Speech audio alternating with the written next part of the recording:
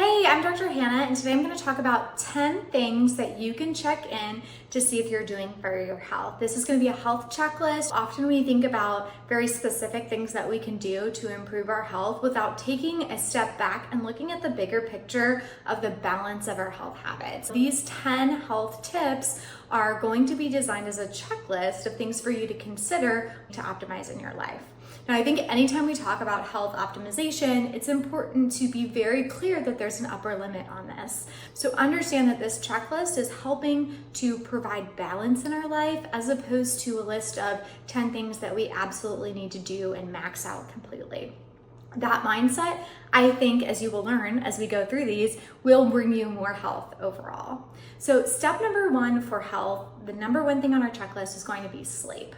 This is something that so many of my patients are having a hard time figuring out how to get into their life, whether it's having insomnia, trouble sleeping, falling asleep, or waking up, or just scheduling enough time to be in bed every night. Most people need 7 to 9 hours of sleep, and that's adults, not children. Prioritizing sleep with a consistent sleep schedule, not perfect, the same all the time, but mostly the same throughout the week if that's possible. Poor sleep increases the risk of insulin resistance, mood disorders, immune dysregulation, and cardiovascular disease. So not getting enough sleep can increase our risk of insulin resistance, leading to diabetes, mood disorders, leading to anxiety and depression, immune dysfunction, leading to more frequent illness, and cardiovascular disease, potentially leading to heart attack and stroke. We know that sleep is so important.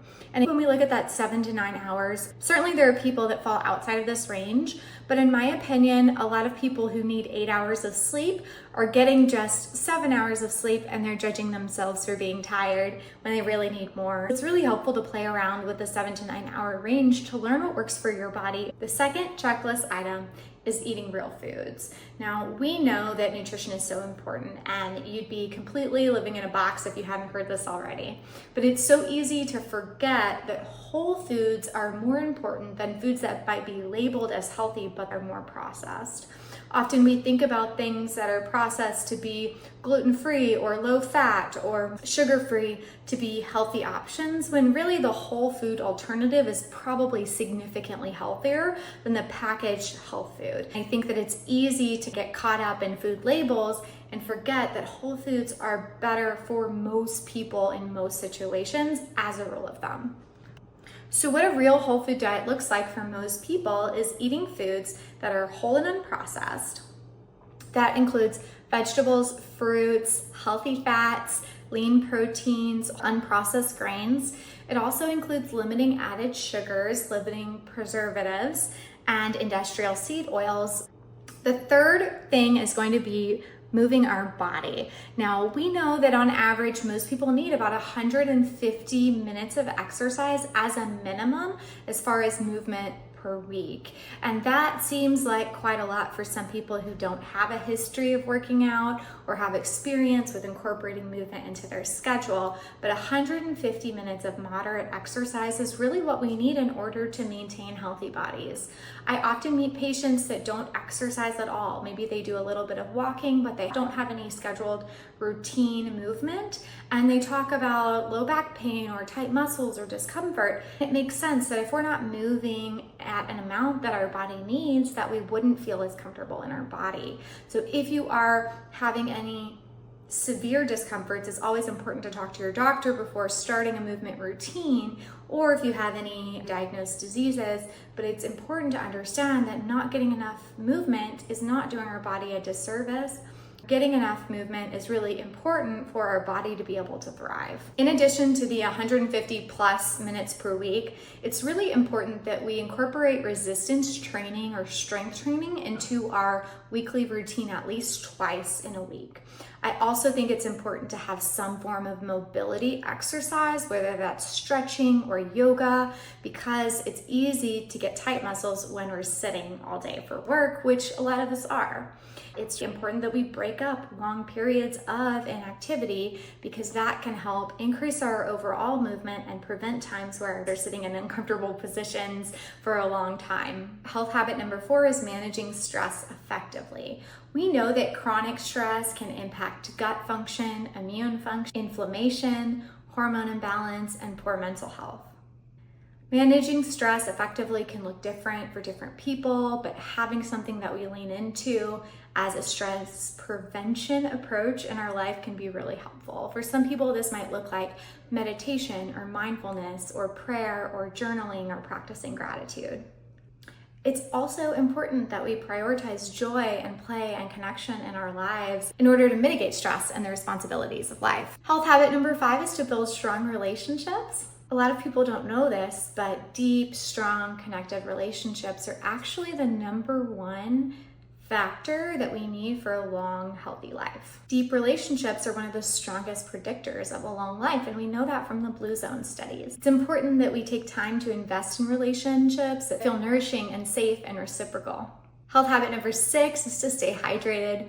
Most people need 2 to 3 liters of fluids a day and more in times of exercise and heat and increased caffeine intake. Often people don't know how much water or fluids they need daily and they're chronically underhydrating themselves. I see this a lot in my practice. Health habit number 7 is getting sunlight and exposure to nature. Getting natural light in the morning can help set our circadian rhythm, our sleep-wake cycle, and it can help us to feel more awake during the morning by resetting our cortisol rhythm. Natural light has also been shown to boost mood. We know that time outdoors can help reduce stress hormones and help with health overall.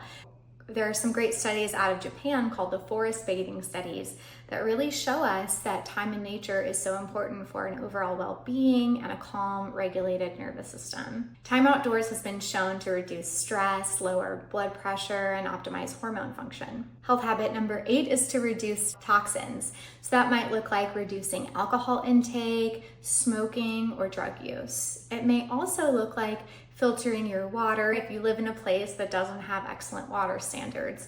Or it may look like using an air filter in your home if you live in a city that doesn't have ideal air quality.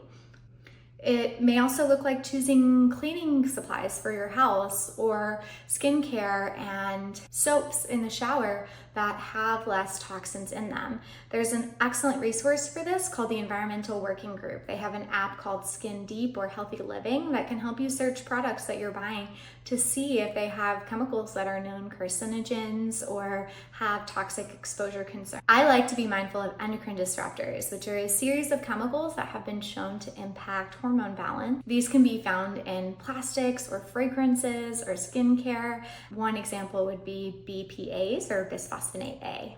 I have another video on sauna if you're interested in that, but sauna is a part of my lifestyle because of the great results that we've seen in studies for it, and it can help with everyday toxin exposure that we're experiencing. Health tip number 9 is to know what health screening you need and get routine lab work. There are recommendations for how often we get screening lab work based on our age group. Most primary care physicians are taught this and can answer these questions. That's things like pap smears and colonoscopies and mammograms.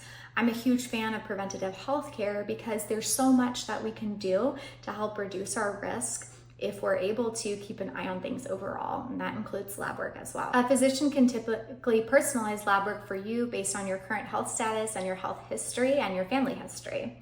For me, labs that I like to get for most people and for myself are labs related to blood sugar, like a hemoglobin A1C, a lipid panel, which is going to take a look at my cholesterol levels, inflammation markers like a high sensitivity C-reactive protein, a homocysteine measure when it makes sense for someone with the right predisposition, and nutrient levels, specifically vitamin D. Preventative care is proactive, and I think it's an important part of living a healthy lifestyle, especially when we have access to it. Health habit number 10 is to align with your purpose.